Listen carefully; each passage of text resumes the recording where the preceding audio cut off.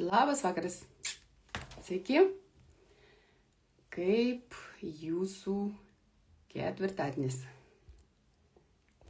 Matau, po truputį jungiasi dalyviai mūsų laivo. Šiaip laivas Instagrame darau labai retai. Tai jeigu šiandien prisijungėt prie laivo, tai yra retas dalykas ir unikali galimybė pasiklausti apie bet kokią dominančią temą. O jūs man parašykit komentaruose, ar girdisi. Jeigu girdisi gerai, parašykit pliusiuką, kokį nors duokit man grįžtamą ryšį.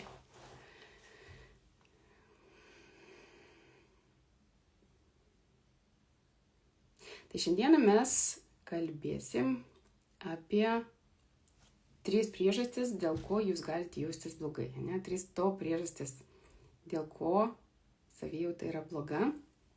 Ir bendrai visi jūsų klausimai greičiausiai pateks į vieną iš šitų kategorijų. Ir aš truputį paaiškinsiu, kodėl ne tik mityba yra svarbi. Ir kodėl toks dalykas kaip subalansuota mityba ar sveika mityba yra toks abstraktus dalykas, kurį mažai kas supranta, kas tai yra. Tai va, matau, kad jungitės, pliusiukai, labas vakaras. Tai pradėsim nuo to, kad mes gyvenam tokiais laikais, kada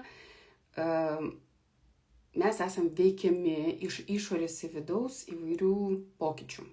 Tai gali būti mūsų virškinimo kažkokie sutrikimai. Bet mūsų virškinimas, vienas mūsų sveikatos elementas, jis nėra izoliuotas nuo kitų mūsų organizmo dalių. Ir viena svarbiausių kitų sistemų, kuri yra susieta su virškinimu, yra mūsų nervų sistema.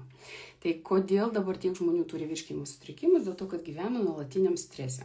Tai kai mes norim, sutvarkyti virškinimą, mes turim galvoti ne tik apie mitybą, ir mitybą aš turiu galvoje tą, kuri tinka jums, labiau personalizuota mityba, bet tuo pačiu ir streso mažinimą. Nežinau, kiek jūsų girdėjote apie klajoklį nervą. Tai yra vienas pagrindinių nervų, kuris inervuoja mūsų įvairius organus, bet tuo pačiu ir virškinamąjį traktą. Tai jeigu jūs, kaip tik mes šiandien mūsų bendruomenėm turėjom refliukso temą, tai jeigu jūs turit refliuksą, kol jūs nesutvarkysit savo mentalinės higienos, jūs greičiausiai gero virškinimo neturėsit.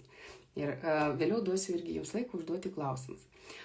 Antra mūsų problema, taip sakant, kuri įtakoja mūsų gyvenimo kokybę, yra hormonų disbalansas. Žinot, koks yra juokingas toks faktas, kad labai yra daug klientų ir programos dalyvių, kurie labai greitai perka papildus, ant kurio parašyta hormonų balansas. Neįsigilina, kokių hormonų ten yra balansą, nežinau, augalai, sakykime, Gal tai menopauzė, gal tai yra atsparumų insulinui. Ir aišku, tokie dalykai turi įtakos, mūsų hormonams. Bet tuo pačiu mūsų hormonų sistemai vėlgi turi didelį įtaką stresas, miegas. Mūsų hormonas viršininkas yra melatoninas. Žinoma, šiais laikais mes gyvenam, galim sakyti, tokiam toksiniam amžiuje, kasdien mus bombarduoja įvairius toksinai, sunkieji metalai, kažką mes galim sukontroliuoti, perkant ten organišką kosmetiką, ten skaitom sudėtis, bet yra dalykų, kuriuos mes negalim kontroliuoti, pavyzdžiui, oro kokybė. Ir tai veikia mūsų hormonų sistemą, nes yra tokių medžiagų, kurie imituoja, pavyzdžiui, estrogenus. Dėl ko tiek moterų dabar turi, sakykime, gausias menstruacijas, ten endometriozė. Galbūt prieš 20 metų tai nebuvo tokia didelė problema kaip dabar. Ir trečias mūsų, galim sakyti, sveikatos elementas, ar dėl ko mes jaučiamės blogai, tai yra mūsų imuniteto disbalansas. Tai yra ir alerginių autoimuninių ligų pandemija.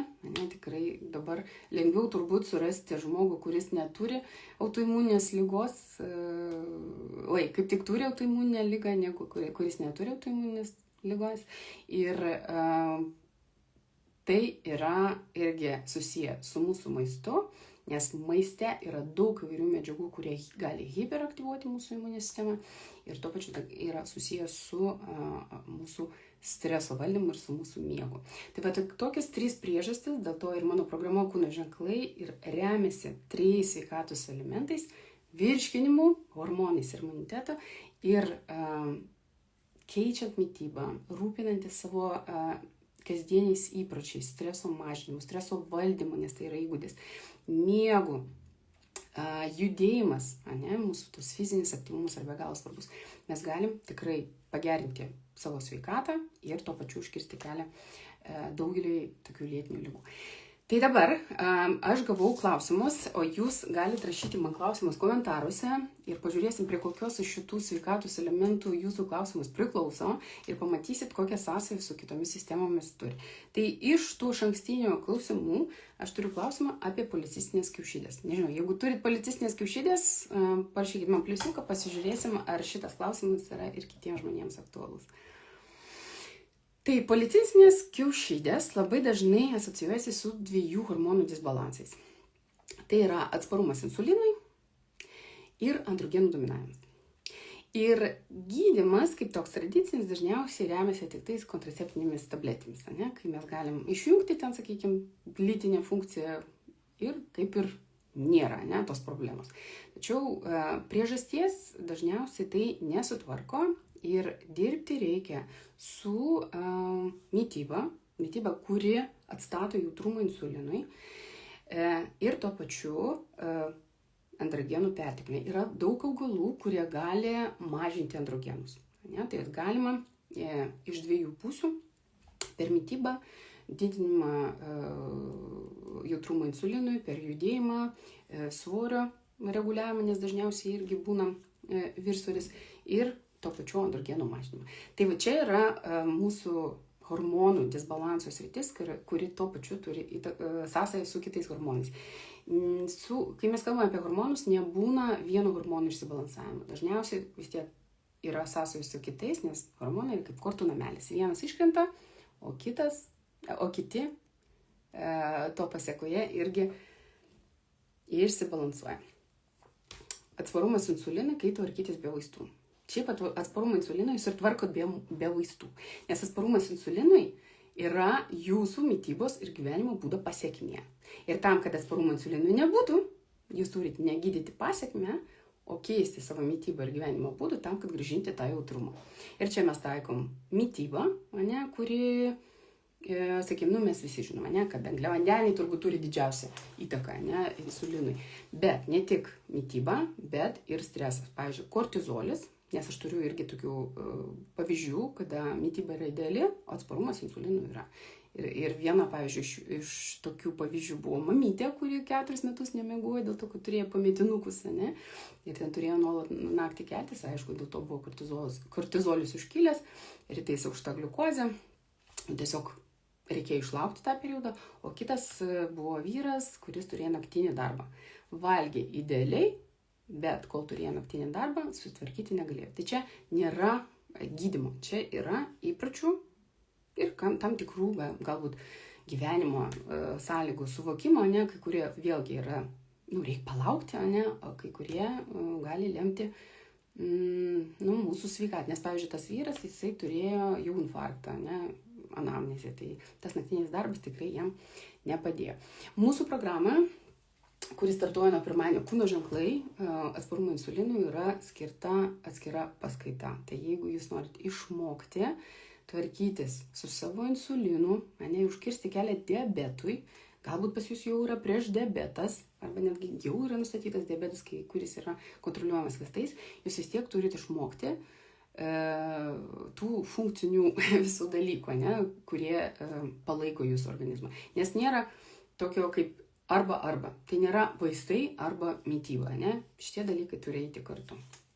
Tai jeigu nori daugiau sužinoti apie programą Kūno ženklai, kuris startuoja nuo pirmadienio, asmeninę žinutę man parašykite žodį programa ir aš atsiųsiu daugiau informacijos. Taip, žiūrim kitus klausimus. Ar galima 20 metų trunkančius skausmus sutvarkyti, kuomet nepadeda morfinas, tramadolis? Labai sudėtingas klausimas. Aš nežinau, kokia yra jūsų lėtinių skausmų priežastis. 20 metų yra priemonės, ne, tokios galbūt off-label vadinamas vaistai, kurie galbūt taikomi visai kitiems dalykams, kurie naudojami infekcinių uždegiminių ligų korekcijai, galim taip sakyti, ne? Bet aš nenoriu tiesiog vardinti šitų pavadinimų viešai, bet uždegimo paskaitoje mūsų programoje aš papasakosiu. Tai atsakyti jūsų klausimą tikrai yra labai sunku. Ar galima 20 metų, kai nei vienas gydytojas jūs morfinų nesutvarkė skausmus, žinokit, reikia suprasti, iš kur tie skausmai. Aš jokių tokių pažadų tikrai duoti negaliu. Rašykit klausimus, žiūrėkime, kokią kategoriją krenta jūsų klausimas, ar hormonai, ar virškinimas, ar imunitetas. Dar vienas buvo klausimas iš ankstinių plaukų slinkimas po COVID-o. Ir manau, kad ir tapistų yra tokių, kurie po ten ar gripo, arba kažkokios, sakykime, ten sunkios COVID formos, paskui pastebėjo plaukų slinkimą. Jeigu tai buvo, irgi uždėkit pliusiuką. Kodėl tai būna? Tai yra vėlgi dėl uždegiminio fono, ne? Nes kai mes susidurėm su kažkokia infekcija, su virusu, mūsų imunitetas turi tokią puolimų reakciją. Tai kad mūsų imunitetas susideda iš dviejų dalių – puolimas ir apsiraminimas. Ir ta uždegiminė reakcija, ta puolimo reakcija gali užsitęsti ilgiau negu reikia. Galbūt ten jau nebėra ką pulti, ne? Nebėra to patogenų, bet reakcija yra aktyvi ir dėl to mes galim susidurti su vairiais tokiais ir skausmais, ir taip vadinamų lėtinių COVID-ų, ne? Dabar tikrai jau pripažinta tokia būklė, kur niekaip žmogus ir organizmas negali iš tos uždegiminės fazės išeiti. Tai tikslas yra mažinti uždegimą, aišku, duoti plaukams laiko, vis tiek uždegiminiai mediatoriai, jie visi veikia ir plauko folikulo, todėl kai kalbam apie plaukus bendrai yra labai daug priežasčių, dėl ko jie gali slinkti, tai uždegimas yra viena iš jų. Tai klausimą, kodėl po COVID slenka plaukai, tai yra uždegimas ir toks užsitęsęs galbūt uždegimas, kurį reikia tiesiog mažinti. Taip. Rašykit klausimus komentare ir aš tada žiūrėsiu, kurią kategoriją jis krenta.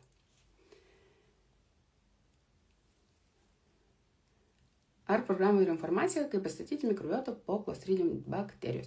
Ne, tai yra labai specifinė informacija. Atsistatymui po Clostridijos yra atskiras protokolas. Jis ne visiems yra reikalingas, čia nėra baziniai dalykai, kuriuos visi turi žinoti ir vykdyti, todėl nėra. Bet po Clostridijos yra atskiri protokolai.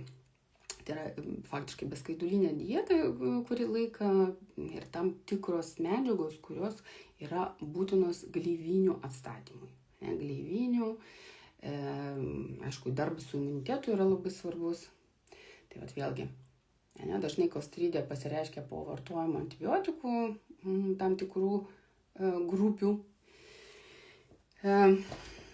Ir jo. Tiesiog yra protokolas atskiras. Jisai nėra pateikiamas programoje, bet aš manau, baziniai dalykai, kaip palaikyti virškinimą, irgi bus jums naudingi programai.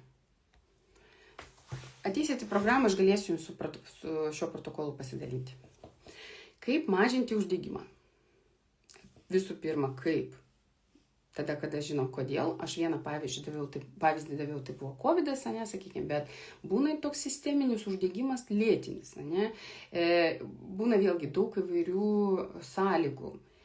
Uždegimas auga einant metams, mes visi arčiau menopauzės, būsim tokiam lėtiniam uždegime. Tiesiog yra inflammaging, dabar jau terminas yra inflammation and aging. Gali būti tas uždegimas susijęs su aukšta gliukozė, tai yra uždegimas.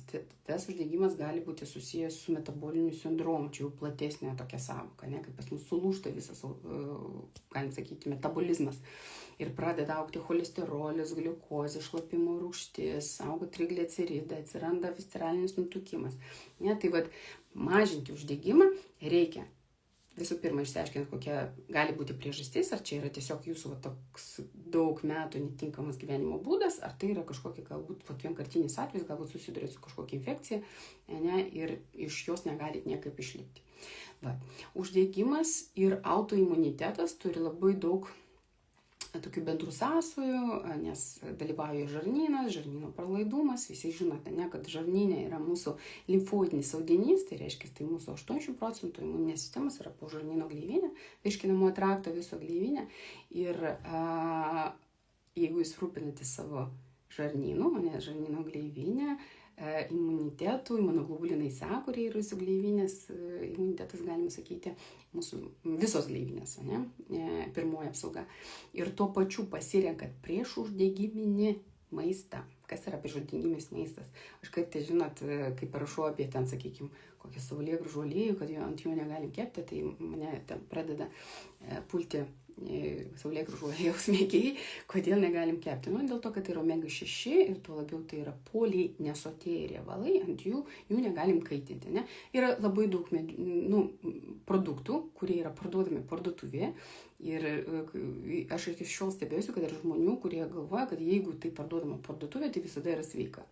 Nes kai aš pasakau, kad tikrai yra ir transriebalai, man užduoda klausimą, tai kodėl parduoda? Nes yra, tiesiog piniginiai interesai, ne? Tai vat tam, kad išmokti atsirinkti prieš uždegiminius produktus, ne, sakykime, ir žinoti, kaip atrodo uždegiminiai produktai, būtinai reikia tą temą įsigilinti ir tą mes darom programoje, nes uždegimas ir autoimunitetas tai yra visiškai atskira paskaita. Ir vėl priminsiu, nuo pirmadienio startuojame su programa apie virškinimą, hormonus ir imunitetą kūno ženklai.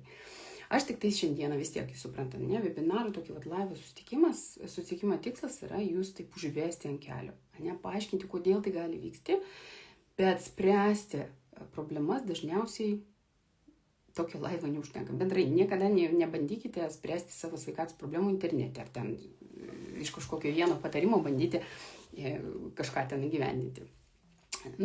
Aišku, yra tokių galbūt nedidelių patarimų, ten gerti vandenį, nevalgyti ten daug cukraus, bet labai daug dalykų vis tiek reikalauja įsigilinimo ir personalizavimo. Ne? Personalizuota mityba yra ta, kuri tinka jums. Nes tas pats pomidoras vienam žmogui gali būti vaistas, o kitam gali būti nuodas. Mes nežinome, ne? Priklauso viskas nuo jūsų. Jei po COVID ir gripo plaukai ima slinkti po pusmečio, tai greičiausiai yra ne COVIDas, yra kitos priežastys. Dažniausiai po COVIDo pradeda slinkti beveik iš karto, ne, ten po 2 savaičių pradeda pastebėti. Tai nesiečiau su COVIDo, nebent jūs vis dar turite lėtinio COVIDo simptomus. Stiprus nuovargis, tokia astenia, tai vienas iš jų. Jeigu jūs taip ir neišlipote iš COVIDo per pusę metų. Kada geriau vartoti kolageną, ryte ar vakare, su kuo negalim derinti, su kokiais nutrientais. Nėra visiškai jokio skirtumo ryte ar vakare. Bendrai mūsų organizmui, nebent tai yra kažkokia medžiaga, kuri ten energizuoja, ten B vitaminai, vitaminas D gali, ne, tai gal juos geriau ten ryte, bet kas liečia pasisavinimo, neturi įtakos. Jeigu tai yra paprastas kolagenas, vartojat nevalgius, ne, tai reiškia valandą iki arba 2 po. Jeigu tai yra liposominis, tada galima ir su maistu, tas neturi tada įtakos. Ir aišku, yra medžiagų, kurios pagerina kolageno absorpciją, tai yra vitaminas C, mes žinome, ne. Gali būti įvairius kitos medžiagos, ne, kurios irgi kaip antioksidantai, tai pavyzdžiui, ir kvercetinas gali būti, bet šiaip vitaminas C turbūt būtų tas pagrindinis. Kolagenui yra skirta vėlgi atskira paskaita, nes kolagenas yra ne tik mūsų oda. Ne? Kolagenas tai yra visas jungiamasis audinys, tai yra mūsų sąnariai, tai yra mūsų kraujagyslės, tai yra mūsų vožtuvai. Ne? Tai ir ne tik kolagenas. Silicis, siera, gliukozaminai įvairūs, hialuronų rūgštis, šitos visos medžiagos yra be galo svarbios ne tik odai, sąnariams, bet ir galim sakyti, ten netgi kokių aneurizmų profilaktikai, divertikulitų profilaktikui, nes su amžiumi vis tiek tas jungiamasis audinys jisai silpsta. Tai vat, paskutinės 2 paskaitos mūsų programų yra kolagenas, silicis, siera ir šitos 3. Kaip įmanoma nustatyti, ar tikrai yra tulžies lėtėjimas ir estrogenų šalinimo sutrikimas? Požymiai labai atitinka, bet gastrotulžė mato tik polipą, sako, kad viskas kitaip su tulžimi ok, įtarė celiakija. Tai žiūrėkit, labai daug žmonių apie tulžį galvoja tik, kad ten būtinai turi būti kažkoks jau akmuo, ne? O jeigu akmens nėra, su tulži viskas gerai. Bet akmuo nesusiformuoja per vieną dieną, nebūna taip, šiandien tai akmens nėra, o rytoj nueinat jau yra. Tai yra ilgą laiką toks funkcinis sutrikimas. Jūsų tulžies puslė, spazmuota, neišleidžia tos tulžies susistovi, kristalizuojasi, dėl ko didėja cholesterolis, dėl ko prastėja jūsų žarnyno sanacija, dėl to prastėja detoksikacija ir estrogeno. Ir tulžies sudėtis, ten įeina ir vanduo, ir įeina tulžies druskos, ir tas pats fosfolipidų, lecitinas, sakykime. Ir proporcija šitų dalykų gali keistis, jūsų tulžies struktūra gali būti nekokybiška, ir jinai tokia gali būti klampi. Vat, gali palyginti, su smūziu, echoskopijų ten irgi, nebent jau sladžas susiformavęs, kai jų yra dalelės, gali pamatyti, bet šiaip nepamatys, nes čia yra funkcinis dalykas. Tai jeigu jūs turit sausą odą, jeigu turit vidurių užkietėjimą, jeigu turit vidurių pilvo pūtimą, jeigu turit regėjimo susilpnėjimą prieblandoje, estrogenų dominavimas simptomus, kaip pavyzdžiui, ten gausios mėnesinės, jeigu ten kažkur kažkas auga, polipas tulžies puslėje, beje, estrogenai labai veikia tulžies tą mūsų struktūrą ir viena iš priežasčių, pavyzdžiui, netgi jeigu jūs ten, nežinau, tarp jūsų, jeigu kas nors vartojat kontraceptinės tabletės, tengi netgi parašyta, kad didina tulžies akmenligės riziką ir aš turėjau nemažai klientų, kurie turi akmenligę būtent po kontraceptinio vartojimo. Tai vat, nėštumas, kita priežastė, dėl to, kad vėl daug estrogenų. Tai vat, tas polipas jūsų užaugęs yra galimai estrogenų veikiamas prastai detoksikuojimui ir kaip vėl toks užburtas ratas, stovi tulžis. Tai vat, jums būtinai reikia dirbti su tulžiu bendrai. Aš irgi mūsų ten kanale planuoju šeštadienį dar pakalbėti apie tai, kokias sąsajos yra tarp pilvo pūtimų, estrogenų, gausių mėnesinių, migrenų, pilvo pūtimų, nes viskas atsiremia į detoksikaciją, atsiremia į tulžį. Ir mes čia kalbam ne apie tos kažkokius papildus, kuriais ten vėl pamato detoks, tai reikia pirkti. Mes kalbam apie kasdienius dalykus. Kasdien. Ką jūs turit valgyti ryte? Ir valgyti, nepralydėjai pusryčių. Ką jūs turi gerti, kas turi būti jūsų lėkštėje kiekvieną kartą. Tai yra labai, atrodo, paprasti dalykai, bet apie juos žmonės pamiršo. Tai yra paprasti dalykai, kuriuos jūs turite tiesiog įgyvendinti. Ir apie šitos dalykus mes jau pirmą savaitę kalbam. Pirmą savaitę yra mūsų mityba ir antrą savaitę yra virškinimas. Ir ten yra skrandžio rūgštingumas, tulžies nutekėjimas, vidurių užkietėjimo profilaktika ir šitos problemos sprendimas. Tai rekomenduoju jums prisijungti prie programos nuo pirmadienio. O jūsų tas pastebėjimas yra labai teisingas. Jeigu turite polipą tulžies puslėje, tai yra viena iš priežasčių, yra tas sąstojus, tulžies puslėje ir galimai estrogenų dominavimas, kuris veikia ir tulžies fiziologiją, ir augimo procesus. Taip, žiūrim kitas klausimas. Ar verta profilaktiškai naudoti probiotikus? Ne.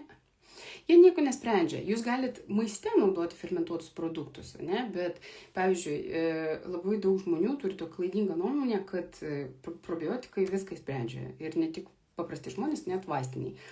Ten ateini pasiskusti su bet kokiais ten virškinimo sutrikimais, pagerkit probiotikų. Bet probiotikai tai yra tik tai storoji žarna. O kaipgi visas kitas dalis, mūsų virškinamas traktas yra konvejeris. Skrandis, plonasis žarnynas, tada jau storasis žarnynas. Tai kaip probiotikai gali išspręsti, pavyzdžiui, plonojo žarnyno problemas? Niekaip.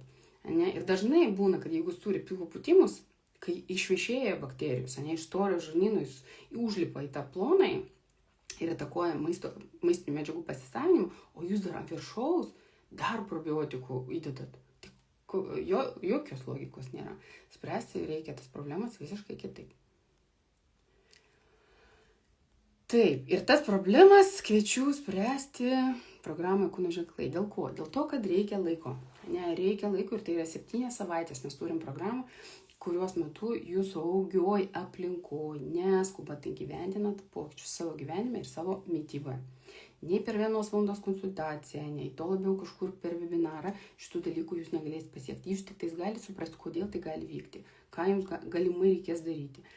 Bet tam, kad būtų visada palaikymas šalia, kviečiu ir programą. Kaip sutvarkyti konversiją? T4, T3 turiu mažą rūgštingumą, baltymą 6,9. Tai vat visų pirma, konversija mūsų to neaktyvaus hormono, ir čia bus aktualu visiems, kurie vartoja L-tiroksiną, bet vis dar jaučia hipotireozės simptomus. Jūs vartojate L-tiroksiną, jis yra T4, neaktyvus hormonas. Jis turi konvertuotis į T3, į mūsų aktyvų hormoną. Į tą pagrindinę visą konversiją veikia kepenyse. Tai visų pirma, jeigu prastai konvertuojasi T4 į T3, turim žiūrėti kepenis, ar nėra kepenų surebėjimo, ar nėra kažkokios kitos apkrovos. Kitas dalykas, reikia labai daug įvairių vitaminų, mineralų tą konversiją palaikyti. Bendrai, bet kokia konversija reiškia dalyvauja kažkokie fermentai. Jeigu tai yra fermentas, jam reikia kažkokio mineralo arba vitamino, arba greičiausiai abiejų, nes vienas yra kofaktorius, kitas yra kofermentas, reiškia į vidų eina. Ir kai mes kalbam apie skydliaukės hormonus, tai čia mums labai svarbus selenas, čia mums labai svarbi geležis, o kiek žmonių turi geležies trūkumą, čia mums svarbi yra vitaminas A, vitaminas D, cinkas, varis. Baltymas yra labai svarbus bendrai skydliaukės hormonų gamybai, tai labiau bus susijęs su T4 negu su T3. Bet jeigu T4 trūksta, tai T3 irgi logiškai irgi trūks. Tai tie, kurie vartoja L-tiroksiną ir jaučia visus hipotireozės simptomus, reikia pasirūpinti savo kepenimis, vitaminų mineralų trūkumais. Ir vėlgi, skydliaukė viena iš pagrindinių temų mūsų programoje, nes radau skirtingų rūšių tos hipotireozės, galim sakyti, nes tos funkcijos sulėtėjimo. Ir yra daug įvairių šitos problemos sprendimo būdų. Kai kurie yra tradiciniai, kai kurie yra alternatyvus, kai kurie yra tiesiog papildantis. Netgi jeigu jums yra skirtas tiroksinas, jūs vis tiek turite užtikrinti tą teisingą konversiją iš T4 į T3. Galbūt kai kuriems šitie dalykai visiškai yra nauji ir galbūt negirdėjot apie juos. Tai labai paprasta kalba programoje visiems aiškinu, yra galimybė mūsų bendravimo kanale užduoti visus klausimus ir iki galo išsiaiškinti. Beveik metus užsitęsęs galvos ir kūno niežėjimas be matomų odos pakitimų. Visi įmanomi specialistai teigia, ne jų kompetencijų problema, kas galėtų padėti, kokios galėtų būti priežastys. Tai kūno niežėjimas, viena ypatingai, jeigu paintensyvėja naktį, yra susijęs su tulžies nutekėjimu. Bet vėlgi, jeigu jūs norėsite vertinti tulžies nutekėjimą taip pat kaip anksčiau, aš nuėjau pas echoskopotą ir man sakė, ten viskas gerai, nėra akmens, tai jūs taip ir nesuprasit. Jums reikia pasižiūrėti, kaip virškinasi riebalai, tai galime pasižiūrėti iš išmatų ir reikia pasižiūrėti kraujo tyrimus, kur mes galime tarti tulžies sąstovį.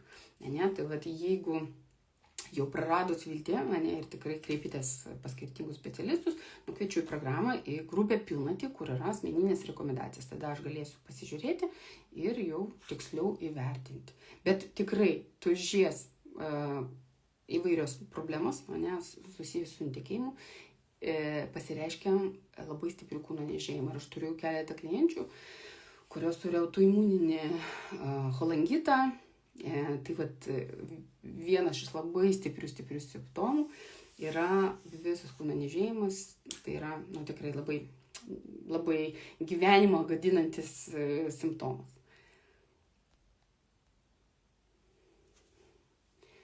Žaviuosi jumis, daugiau tokios naudingos informacijos neškite žmonės, daug geriau prevencinių ligų, nei jų gydytojų įsisenėjusias ligas.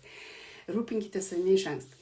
Aš visada, ačiū Jums labai, Julija, aš visada ką noriu pabrėžti, kad mes turim derinti, yra gydytojai, jie yra nepakeičiami, tradicinė medicina nepakeičiama, mes negalim žolelėmis pakeisti, antibiotikų, nesakykim, taip yra kai kurios žolelės, kurios gali turėti ten antibakterinių savybių, bet tikrai nepakeis, kai jūs turite anginą kokią nors, ar pilorį, aš pabrėžiu, kad visgi aš už tokį tradicinį požiūrį, reikia gydymo. Bet tuo pačiu, sakykim, mes turim palaikyti savo organizmą, atstatyti kažkokius fiziologinius mechanizmus, įvertinti, ar nėra vitaminų, mineralų trūkumų. Ir irgi neseniai rašiau, kad jeigu yra netgi vartojami vaistai, dažniausiai jie vis tiek nėra nei vieno farmakologinio vaisto, kuris nesukelia kažkokių vitaminų, mineralų trūkumų.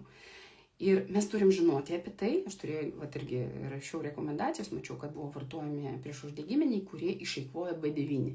Ir paskui moteris skundžiasi, kažkokiais depresiniam nuotaikom, nerimu, tai B9 beveik nerasta. Tai mes turim žinoti apie šitos dalykus ir mes galim tai padaryti. Ir mano tikslas yra suteikti visą tą informaciją, įgalinti jūs, kad jūs galėtumėt turėti pilnavertį gyvenimą ir negyventi kažkokiuose trūkumuose, kurie turi įtakos jūsų sveikatai. Po pietų dažnai pučia pilvą, suriebėja kepenys, kas gali padėti. Pučia pilvą dažniausiai yra disbakteriozė. Suriebėjusios kepenys dažniausiai yra atsparumas insulinai. Gali padėti programa kūno ženklai. Ir aš tai sakau iš tiesų todėl, kad kiekviena iš šitų temų, pavyzdžiui, virškinimų, pilvo pūtimams, ten, sakykime, kurie įeina tą visą temą, skirta 1 valanda, ten netgi daugiau 1:15, ir atsparumų insulinui dar 1 valanda. Tai beveik 2,5 valandos aš aiškinu, ką daryti. Ir webinaro tokio live susitikimo metu aš tai galiu pasakyti, kas greičiausiai pas jūs yra. Spręsti šitos dalykus jums reikės per mitybą, jūsų valgymo režimą, per jūsų fizinio aktyvumo integravimą, nes, pavyzdžiui, atsparumas insulinui ne tik tvarkomas yra mityba, jis gali būti tvarkomas labai tokių tikslinių judėjimų. Judėjimas po valgio, jisai didina jautrumą insulinui ir tuo pačiu atidaro tokius, kaip aš sakau, durelis ant ląstelės, kurios nepriklausomos nuo insulinų ir leidžia gliukozę į tą ląstelę. Taip pat mažėja tas atsparumas insulinui. Ir aš taip pat jau savo netgi patirtyje turiu klientę, kuri turėjo suriebėjusias kepenis ir per 1,5 metų kepenų suriebėjimo nebeliko. Tai čia ne kažkokie, kad ten tyrimuose, ten rašo, aš konkrečiai turiu tokius jau pavyzdžius netgi savo klientų tarpe. Tai sveiki, mane jau 4 dienas kamuoja migreniniai skausmai. Geriu vaistus, bet jeigu prasideda naktį priepuolis, nepadeda niekas. Kokius tyrimus rekomenduotumėte? Gražina, man atrodo, jūs klube, ne? Mesgi turime migrenos visą tą paskaitą, nes migrenos, visa patogenezė yra labai sudėtinga. Tai gali būti histaminas, tai gali būti estrogenai. Čia nėra tyrimų kažkokių specialių. Reikia pasižiūrėti į tos kitus procesus. Jūsgi klube, Gražina. Labas vakaras. Jeigu merginai menstruacijas pasidarė nereguliarias, bet negausios rūdos, kokių papildų ar ko trūktų. Vėlgi, koks amžius, kaip atrodo, nes visi šitie dalykai yra labai svarbus. Aš kai vertinu vis tiek žmogų, reikia įvertinti kūno ženklus. Be nereguliarių tų menstruacijų, kas dar vyksta? Ar yra nutukimas? Ar yra... Bet bendrai, jeigu pasidarė nereguliarius, būtinai reikėtų apsilankyti pas gydytoją ginekologę. Tokios rūdos, susistovėjęs kraujas, gali būti ir tas mūsų dubens stazė, bet vėlgi priklauso nuo to, kiek amžiaus, nes paaugliams tai vienas dalykas, galbūt moteris perimenopauzė, tai gali būti kitas dalykas. Viskas individualu. Taip, ar vyksta mokymai kiekvieną dieną, jei negalim prisijungti, galim pažiūrėti vėliau. Tai dabar biškį apie programą. Tai pirmadienį mes jau startuojame. Programą jūs turite mokymosi platformą, mano virtualią mokyklą, kur 7 savaitės jūs turite paskaitėlės. Paskaitėlės yra arba 2 arba 1 per savaitę, tai jums reikia tik 2 valandų per savaitę, nedaugiau, paskaitėlėms. Galbūt mažiau netgi. Tai yra įrašai ir jūs prisijungiate arba iš telefono, arba iš kompiuterio. Aš dažnai bendrai paskaitas mėgstu kažkur lauke, ten su ausinuku klausytis, paskui galiu netgi taip pasižiūrėti. Ir tai yra labai patogiai, jūs klausotės. Tuo pačiu yra bendravimo kanalas, kur po to, kai išeina paskaita, yra atskiras įrašas, kur galima tą temą uždavinėti visus klausimus, kurie yra susiję, sakykime, su virškinimu ar su skydliaukė. Tai man labai svarbu, kad jūs turėtumėte tą visapusišką paramą, ne tiesiog kažkoks sausas kursas, kuris ten pažiūrit, paskui nežinot, ką daryti su tą informacija, bet tai yra praktiškai pritaikoma. Ir kas liečia mitybos, mes neturim lėkščių inspekciją, kur jūs man rodysit savo lėkštes, jeigu norite, čia nėra prievartos jokios, bet labai dažnai tokia praktika padeda įvertinti, kad pas jūs, pavyzdžiui, trūksta baltymo labai stipriai, arba kad pas jūs yra netinkamas valgymo režimas, nesinchronizuotas su cirkadiniais ritmais, gali paaiškėti, kad jums trūksta skaidulų, kad yra, pavyzdžiui, netinkami riebalai kokie nors naudojami, ten transriebalai, o jūs nežinojot, kad čia yra transriebalas, Tai va šitie dalykai visi yra irgi programai. Tai bendravimo kanalas vyksta gyvų laikų, bet jūs irgi galite įsijungti, kada jūs patogu, o jau tos mūsų paskaitos yra atskiri įrašai. Plus dar yra tokie gyvi Zoom susitikimai visiems kitiems klausimams, kurie lieka. Tai po programos tikrai išeiti su tokių žinių bagažų, kad, sakyčiau, kad jums gyvenimo pabaigos visiems atvejais jisai bus naudingas. Taip. Kaip sumažinti gliukozės kiekį, ar tinka vanduo su citrina prieš valgį, geriau obuolių actą? Taip, yra tam tikrų teorijų, kad obuolių actas gali sumažinti gliukozės šuolį, bet patikėkit, yra daug faktorių, kurie įtakoja tą šuolį. Ir iš savo patirties galiu pasakyti, kai aš nešioju gliukozės matuoklį, aš valgiau viską, kad pasižiūrėti, kaip mano organizmas reaguoja, ten dariau savo užrašus ir netgi tie patys produktai, jeigu aš esu gerai išsimiegojusi, sakykime, esu pailsėjusi, man nesukeldavo ryte tokio šuolio, kaip tie patys produktai po prastai miegotos nakties. Tai mes galime žinoti, kokie tai yra faktoriai, kurie įtakoja, ir mes galim kontroliuoti, sukontroliuojam, bet jeigu yra problema su gliukozė, aš visada rekomenduoju bent 2 savaitės užsidėti panešioti, ir tada jūs žinosite tiksliau, kas jums sukelia gliukozę. Man, pavyzdžiui, tai nebuvo saldus patiekalai. Man didžiausią gliukozės šuolį sukeldavo cepelinai ir balandėliai. Tai aš supratau, kad man reikia daugiau skaidulų, daugiau daržovių, tokio žalio maisto, o ne tokio, sakykime, sunkaus maisto.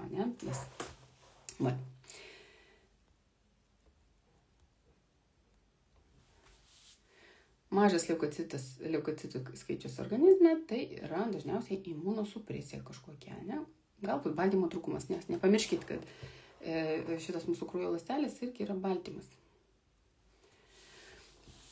Po gydytojų antibiotikais atsinaujino pilorį. Mačiau jūsų klausimą iš ankstinių. Taip, buvau užsirašęs.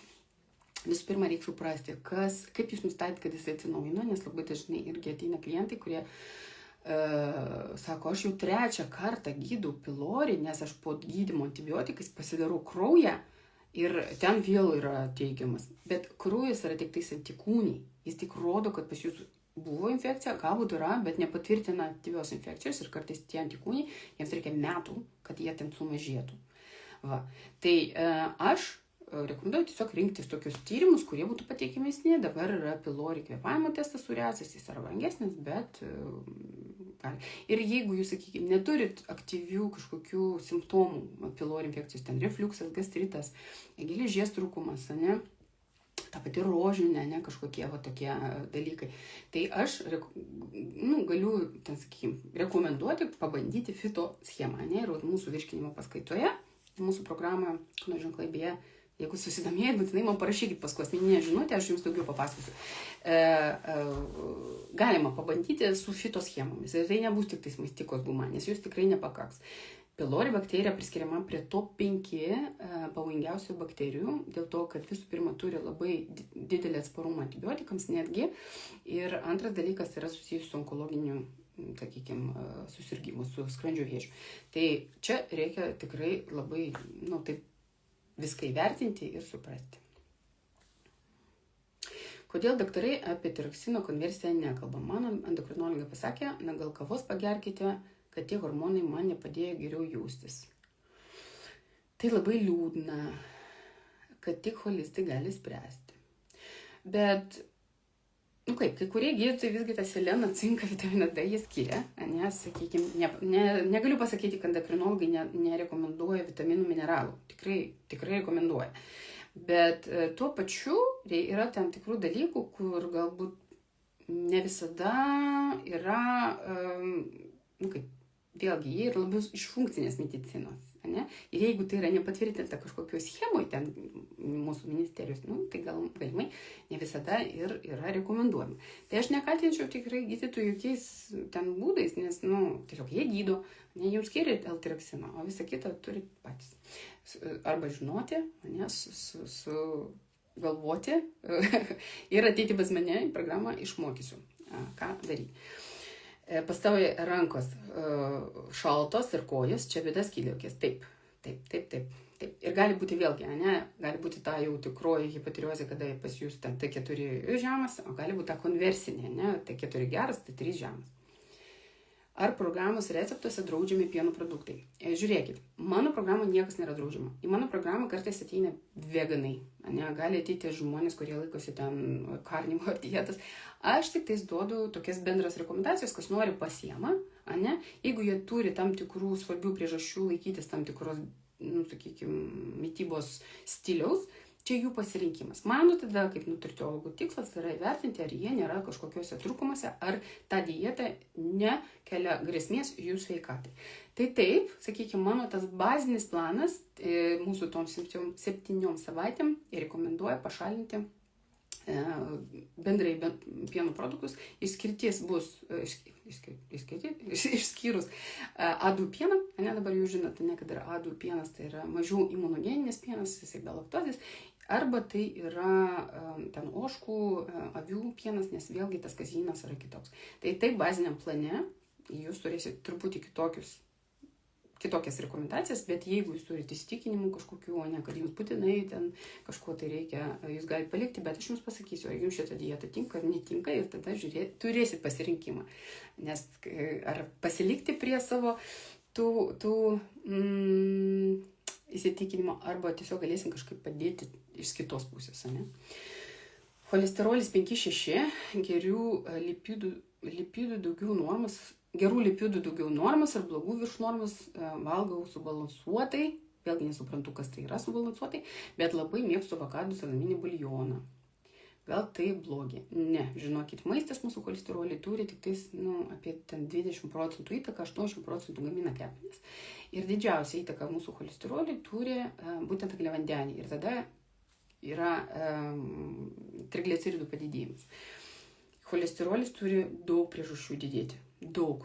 Todėl ir sprendimo būdai skirsis. Gali būti tulžis, gali būti atspaumas insulinai, gali būti hipotireozė, gali būti menopauzė, uždegimas, ten, sakykime, kraujagyslių, tai jis kyla, kaip, jam reikia, padaryti savo darbą atstatomai. Vėlgi reikia jūsų atveju vertinti jūsų amžių, jūsų gyvenimo būdą, ar turite viršsvorį, ar rūkote, šitie faktoriai turi įtakos. Tiesiog 5-6 cholesterolis nieko nesako, reikia vertinti holistiškai. Hemoglobinas 160, kaip sumažinti? Kaip? Tik po to, kai žinote atsakymą į kodėl. Jeigu jūs mane sekate, jūs turite tai suprasti. Kai jūs mane klausite kaip, aš visada sakysiu, o kodėl?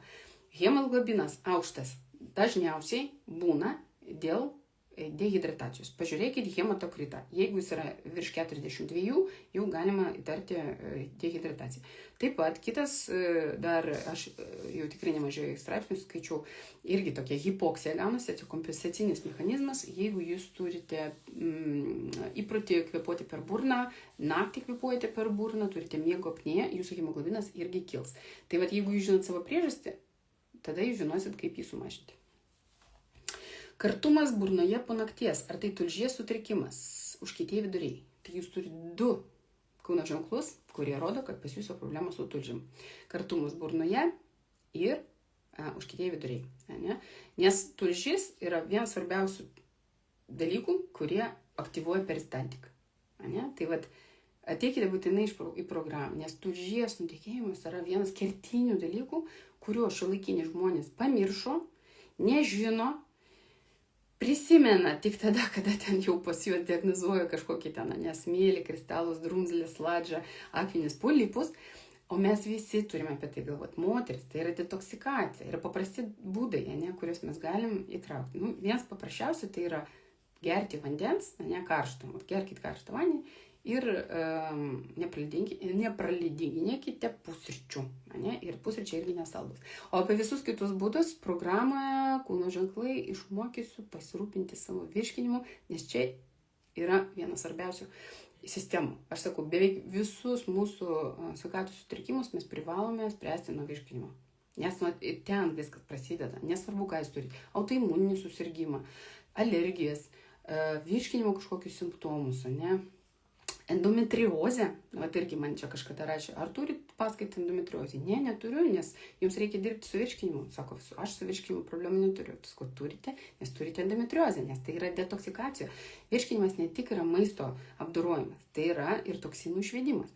Tai šitie visi dalykai turi būti baziniai ir visi jūs turi žinoti. Sveiki, o kur Pilori buvo prieš 10-15 metų, nes atrado, kad visas skrandžio bėdas tik dėl jos. Gyvenu Vokietijoje ir tikrai yra kitokių nuomonių dėl Pilori. Yra pasaulio rekomendacijos, tai aš nežinau, kas ten turi kokių nuomonių dėl Pilori. Pilori yra onkogeninė bakterija ir jeigu jūs turit skrandžio bėdas, tai aš nežinau, kokių dar ten nuomonių reikia turėti. Tiks. Dėl Pilori bakterijos, koks tyrimas tiksliausias? Dabar yra kvėpavimo ureazės testas, gali pasidaryti ir ten yra instrukcijos pasiruošimui, bet tai vat. Bet irgi gastroskopijos metu irgi gali nustatyti, jeigu jau daro jums. Ką daryti, kad nereikėtų gerti prednisolonų? Kad žinoti, kodėl jūs jį gerit. Aš nežinau, kodėl jūs jį gerit, negerkit. Tada, jeigu žinočiau, kodėl jūs jį gerit, gal galėčiau sakyti tiksliau. Rašykite klausimus. Turime 15 minučių. Dar kartelį pakviesiu pas save į programą nuo pirmadienio. Jeigu susidomėjot, jeigu jums šiandien surezonavo tą, ką aš sakau, ir norit sužinoti daugiau, tiesiog parašykite man asmeninę žinutę, papasakokite savo situaciją, o aš pasakysiu, tinka jums programa, jeigu tinka, tai kokią grupę pasirinkti, tai pabendraus.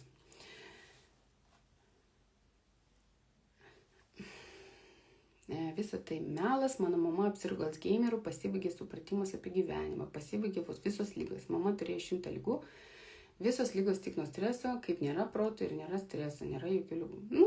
Aš irgi sutiksiu, kad labai yra daug sąsajų su stresu. Dėl ko? Dėl to, kad kortizolis ir jo perteklius ir jo trūkumas yra blogai.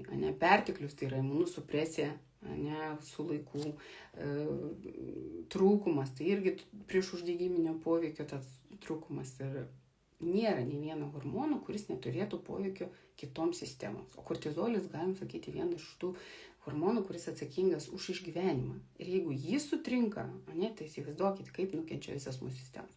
Tai dar, sakykime, ta reprodukcinė mūsų funkcija, ten estrogenai, mes kažkaip ten blogai vis tiek ten be tų estrogenų gyvename, su osteoporoze, su ten nemiga, bet gyvenam. Bet be kortizolio, be to svarbiausio išgyvenimo hormono, visas organizmas subyra, sakykime, jos sujopelė. Rožinės, geras klausimas, dėl to, kad aš visada irgi ir webinaro metu ir turiu vieną įrašą irgi savo Instagram'e, sakau, kad rožinė yra multidimensinė liga. Tai yra ir mikrobiomas mūsų odos. Tai yra polinkis tos perdėtus uždegiminius procesus odoje, dėl ko viskas čia parausta, tas histaminas ir kiti uždegiminiai mediatoriai. Bet iš kur tas uždegimas ateina? Labai dažnai ateina iš vidaus, iš mūsų žarnyno. Ne? Tai gali būti ir skrandžio, sakykime, pilori, tai jeigu turit rožinį, būtinai turit pasitikrinti, bet labai dažnai pamiršta ir apie žarnyną. O žarnynė tai yra SIBO, tai yra mūsų disbiozė, tai yra mūsų pilvo pūtimai ir jie gali būti jaučiami, ne, va taip, man pučia skauda spazmai, o gali būti tiesiog toks susipūtęs pilnas, galbūt skausmų nėra, nejaučiami, bet dažniausiai bus ir kitų maistinių medžiagų pasisavinimas, nes čia yra pagrindinė disbiozės pasiekmė. Ir yra tikrai nemažai mokslinių straipsnių, aš kažkada buvau netgi įrašę ten skrinšotus uždėjus, kad žmonės su rožinė tik po to, kai išgydė disbiozę, tas gydymas rožinės buvo efektyvus. Ne? Tai vat, rekomenduoju pagalvoti apie disbiozę ir aišku, disbiozę mes probiotikais netvarkom, atvarkom mūsų tų apsauginių mechanizmų atstatymų. Tai seborėjinis dermatitas ir rožinė truputį skirtingi dalykai, nes seborėjinis dermatitas labiau kaip vat, uždegiminis procesas galvoje, labiau susijęs kaip su pleiskanama, ne, čia vat, gali būti grybelis, čia labiau žiūrėčiau ir jūsų gliukozė, o rožinė, vat, kaip papasakojau, ne, truputį kitokias priežastis. Ar reikės daryti daug kraujo tyrimų? Daug nereikės, bet yra programa sudarytas, aš jį sudariau, jis pats geriausias, kaip aš sakau, jis neperteklinis, ne, nes tikrai dažnai būna ten visos tos ištyrimo programos, ten prasideda nuo 500 €, bet tam sąraše yra būtiniausi rodikliai, kurie vertins jūsų angliavandenių, baltymų, riebalų apykaitą, jūsų tulžies, kepenų funkciją, jūsų skydliaukę, jūsų vitaminus, mineralus, uždegimo markerius. Ne? Tai yra labai gera pradžia. Ne? Jeigu ten matysis, kad reikia kažkokių dar papildomų tyrimų, aš visada rekomendacijas rašau ir pilnaties grupėje yra rekomendacijos. Priešpilniai nėra, bet viską turite, ne, medžiagą visą, racionų pavyzdžius, ne, schemas papildų, viską gaunate, tiesiog asmeninės rekomendacijos yra pilnaties grupė. Jeigu norit, kad papasakočiau daugiau asmeniškai, kas yra pilnatis ar priešpilnis, parašykite asmeninę žinutę. Tai tyrimai, aišku, yra svarbus ir man daug svarbiau, ne, pavyzdžiui, gydytojai naudoja kraujo tyrimus diagnostikai, ne, tam, kad nustatyti diagnozę, aš naudoju kraujo tyrimus funkciniam vertinimui, tam, kad suprasti, ką mes galim padaryti su mityba, ne, su jūsų gyvenimo būdu, su kažkokiais įpročiais, ne, su papildais, ne, tam, kad atstatyti funkciją, ne diagnozuoti ligas, o funkciją atstatyti. Taip pat klausimas, ar yra naujų vitiligo gydymo būdų. Tai vat, žinot, pas mane, jeigu ateinat, jūs apie gydymą neklauskit, nes aš nesu gydytoja. Gydytojai gydo vaistais, ne, vitiligo, man atrodo, šiaip negydo, ne, nes nėra kažkokia ten kritinė tokia liga, bet turint vieną autoimuninę ligą, tokia kaip ir vitiligo, galite turėti 2, 3, 4, ne 5, dėl to, kad tai yra imuniteto sutrikimas. Vitiligo galim sakyti, tokiam kaip palaikymo, ne, bet kokios autoimuninės ligos palaikymo mes taikom, galim taikyti autoimuninį protokolą, sakykime, arba yra kitų mitybos tokių variantų. Mūsų tikslas, ką padaryti, sumažinti antigenų apkrovą. Antigenai tai yra bet koks maistas, kuris gali turėti įtakos jūsų imuninė sistemai. Ir kaip minėjau, imuninė sistema yra pogleivinė ir jeigu yra žarnyno pralaidumas, plus valgot kažkas, kas jums netinka, ne, pavyzdžiui, mūsų organizmas nesupranta, jūs ten suvalgyt kiaušinį, ar jūs suvalgyt priešą. Ne? Tai jeigu tai tas jums netinka, jis tai puls. Ne? Ir jeigu ten aminorūgščių seka panašiai į kažkokį jūsų organą ar fermentą, tai puls ir tuo pačiu jūsų tą organą ir fermentą. Tai va, bet tuo pačiu yra alternatyvių vaistinių preparatų, kurie naudomi vėlgi off-label. Nenoriu viešai minėti, bet paskaitoje apie autoimuninės ligas aš pasakoju apie juos ir pas mus šiaip yra gydytojų, kurie skiria, ne, tą off-label terapiją autoimuninių ligų. Ne visai gydymų, nes autoimuninės lygos nėra pagydomas, ne, mes galim tiesiog kontroliuoti apraiškas. Ne, ir yra agresyvūs būdai, kaip pavyzdžiui imunosupresija, ne, mes tiesiog išjungiam imunitetą, jisai nepuola, bet aišku, mes turime labai daug pasekmių. Pavyzdžiui, ten artrito gydymo, ten medrolis naudojimas, ne, jisai iš vienos pusės kaip ir kontroliuoja lygą, bet iš kitos pusės osteoporozės rizika yra, kandidos, ten grybelinių infekcijų. Tai va, bet yra kitų tokių saugesnių būdų, bet jie yra tokie galbūt, galim sakyti eksperimentiniai, bet jie jau pasaulyje taikom 30 metų, tai aš nežinau, jūs galim vadyti eksperimentiniais. Sveiki, kaip padėti savo emociniu valgymu? Vat jūsų atveju, žinokit, Karina, Aš rekomenduoju surasti gerą specialistą. Aš rekomenduoju visada nebijoti kreiptis pas psichologus, nes daug lengviau jums bus dirbti su specialistu. Nes jeigu jūs turite ilgą laiką, nesakykime, emocinį valgymą, jūs viena nesusitvarkysit.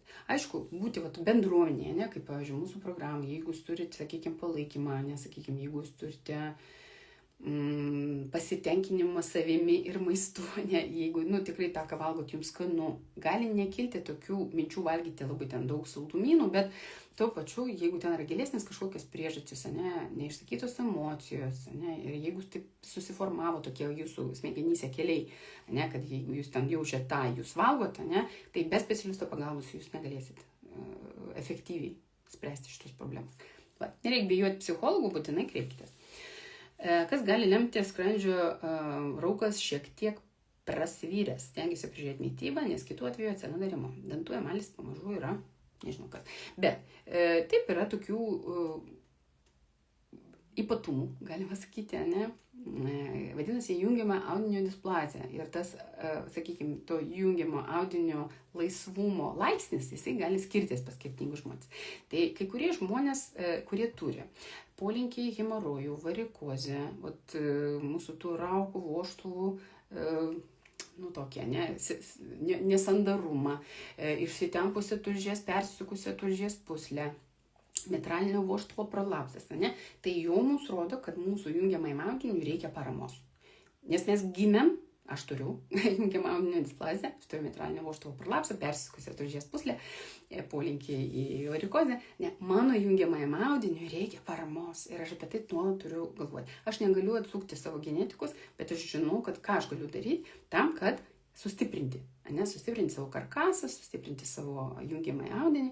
Tai ir jūsų atveju, jūsų tas raukas, jis genetiškai buvo galbūt biški toks polinkis, ir ypač jeigu jūs ilgą laiką galbūt netinkamai valgė, dėl ko jis galėjo dar išsitempti. Bet su tuo vis tiek reikės dirbti. Virškinimo paskaitoje mes kalbam bendrai labai daug apie tą refliuksą, apie tas visas priežastis, kas gali įtakoti. Tai prie šitos paskaitos yra pridėtas jungiamą audinio displazijos protokolas, kurį galima kursais taikyti visą gyvenimą. Nes šiaip su laiku šita būklė tik progresuoja. Atėjus menopauzė bendrai viskas dar labiau išlaisvės, dėl to moteris menopauzėje susiduria su kuo? Su šlapimo nelaikymu, su organų nusileidimu, su varikoze. Tai rūpintis reikia pradėti anksčiau. Kuo anksčiau, to geriau.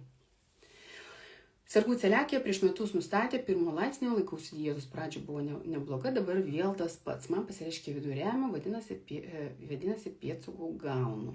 Taip, su celiakija, jeigu ypatingai jūs taip reaguojate, tai reikia būtinai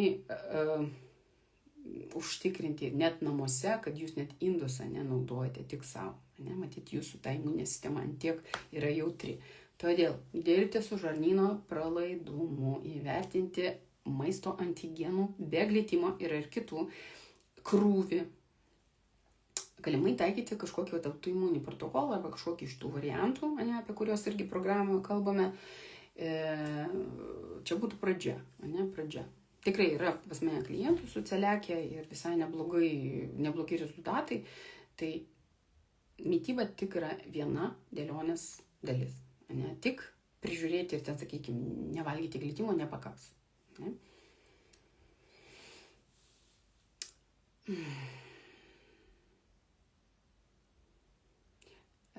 Dėl prednizolono. Jūs esate po operacijos, auglys paveikia hormonų reguliaciją, geriu prednizolono, tiroksiną, mineriną. Ne, jūsų atveju tai yra pakaitinė hormonų terapija. Suprantat? Jums tiroksinas labai aukšta dozė, 1,25, tai nežinau, jeigu jūs turit vėlgi visą hipotireozės tą simptomatiką, jūs galimai tą tiroksinas pas jūs nesikonvertuoja. Reikia pasižiūrėti tą konversiją, kaip konvertuojasi jūsų hormonai. Bet jeigu jums reikia vaistų, jie turi būti vartojami. Papasakokite apie homocisteiną, ypač jis yra pakilęs virš 7. Tai jūs mano jau rilsą, paskutinę pamatė. Taip, homocisteinas yra labai geras rodiklis, kuris parodo, kaip veikia mūsų organizme metilinimas. Metilinimas tai yra toks procesas, kur prie, sakykime, mūsų genų, nes viskas mūsų, sakykime, baltymai, kai gaminasi kažkokie, jie turi būti transkribuojami. Ir metilinimas, galim sakyti, tokius lipdukus uždeda ir reguliuoja, kas bus transkribuojama. Tai teisingas metilinimas tai yra gerai.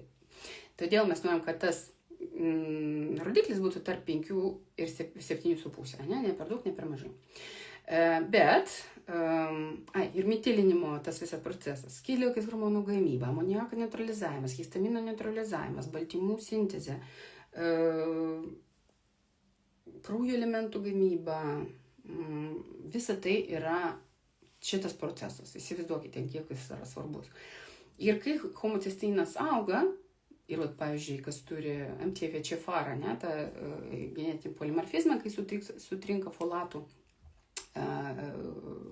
visas tas metabolizmas, dėl ko, pavyzdžiui, nėščios geria B9, tai šitie žmonės, kurie turi tą genetinį polimorfizmą, jie negali tą folatą pasisavinti. Tai tas homocisteinas auga, dėl to padidėja persileidimų rizika. Ir iš mūsų, galbūt, tokių žmonių, kurie neturi ten tų genetinių polimorfizmų, tokių, kaip MTHFR, mums tas homocisteinas labiausiai turbūt įdomus širdies kraujagyslių ligų kontekste. Ir dabar irgi vakar ten mūsų bendruomeniai dalinausi informaciją, kad tas homocisteinas kartais yra netgi pavojingesnis markeris negu padidėjęs cholesterolis, nes jeigu cholesterolis tai dar klastukas, tai reikalinga medžiaga mums, tai homocisteinas aukštas visada yra blogai. Jis nereikalingas mums 10 ar 11 ar 12 ar 15, to labiau 20. Jis braižo kraujagyslės, to pasiekoje gali didėti tas cholesterolis tam, kad, galim sakyti, atstatyti. Čia yra toks procesas. Ir homocisteino tas metabolizmas yra pakankamai sudėtingas. Viskas priklauso ir nuo jūsų genetikos. Jūs galite turėti genetinių tokių polimorfizmų, dėl ko jisai gali kauptis, arba tai yra B vitaminų trūkumas. Ir šiaip pagerti B vitaminų grupę tai nėra sprendimas, reikia išsiaiškinti konkrečiai, kas vyksta. Vitaminams, mineralams ir konkrečiai homocisteinui irgi turim atskirtą paskaitą programą, nes labai reikia žiūrėti, kaip atrodo homocisteinas ir B vitaminai. Nes būna kartais B vitaminų trūksta ir homocisteinų trūksta, tada tos metilintos formos netinka. Pavyzdžiui, metilfolatas, metilkobalaminas, reikia rinktis kitokias, nemetilintas formas, pavyzdžiui, hidroksikobalaaminas. Tai šitie dalykai yra iš vienos pusės sudėtingi, bet po to, kai išklausot paskaitą, jie yra paprasti ir pritaikomi. Ir jau savarankiškai galėsit atsirinkti vitaminus, mineralus ir netgi suprasti savo tyrimo rezultatus ir kokių papildų galbūt jums reikia. Mes jau turim, nežinau, labai daug matau klausimų. Tai žinokit, kviesiu programą, nes mes, programų turim 3 laivus netgi, per 7 savaitės, kur visus klausimus, bet jau konkrečiai, čia abstrakčiai, o jau programą labai konkrečiai nagrinėjai. Naktį pabudinėjimai po 3 kartus, vėl noriu suprasti, kas jūs, kiek metų, ar yra menopauzė, kokios yra gyvenimo sąlygos, ar yra kažkoks stresas, nes visa tai gali būti priežastimi. 42 turiu nemigą ryte kaip zombis, be jėgų, vakare energiją negaliu miegoti. Tai ir pas jūs yra sutrikę cirkadiniai ritmai. Vėlgi reikia pažiūrėti, nes tas pats melatoninas, kuris mums yra miego hormonas, labai yra nesvarbus, jisai gaminasi iš serotonino. Tam, kad pasigaminti iš serotonino, mums reikalingas procesas metilinimas. Ir tam metilinimui reikia B vitaminų.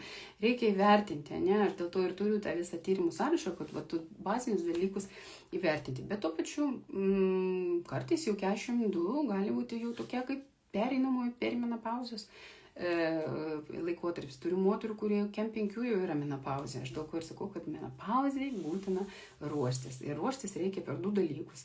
Atsparumo insulinui kontrolę ir estrogenų detoksikaciją. Ir tos abi temos yra irgi pas mus programai.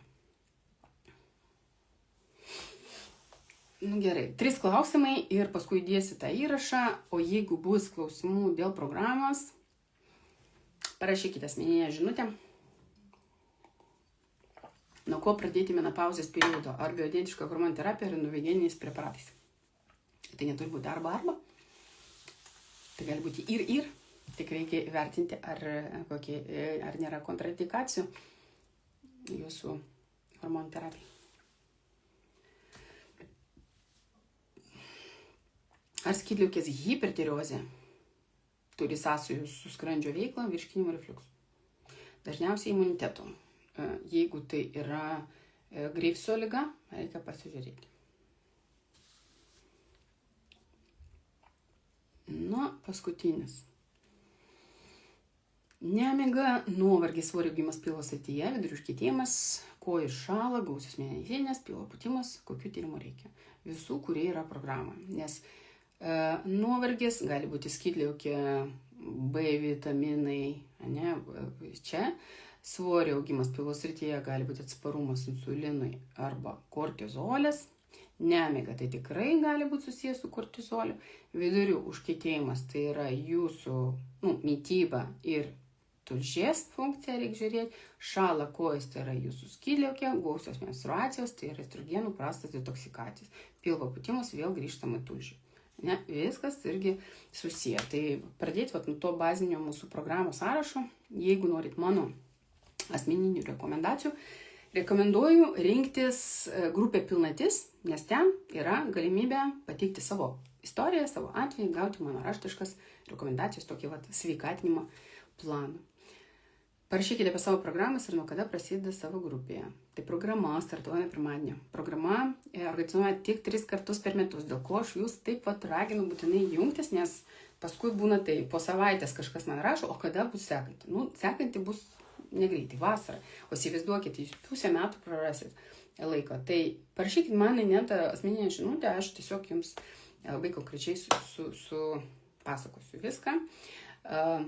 O tie, kurie tiesiog nori irgi daugiau žinoti apie programą, asmeninė žinutė su žodžiu programa. Ateina video, kuriame aš daugiau pasakoju programą ir ten galite išsirinkti grupę. Jeigu nežinot, kaip išsirinkti grupę, kuri grupė jums labiau tiks pagal jūsų situaciją, visada galit man parašyti.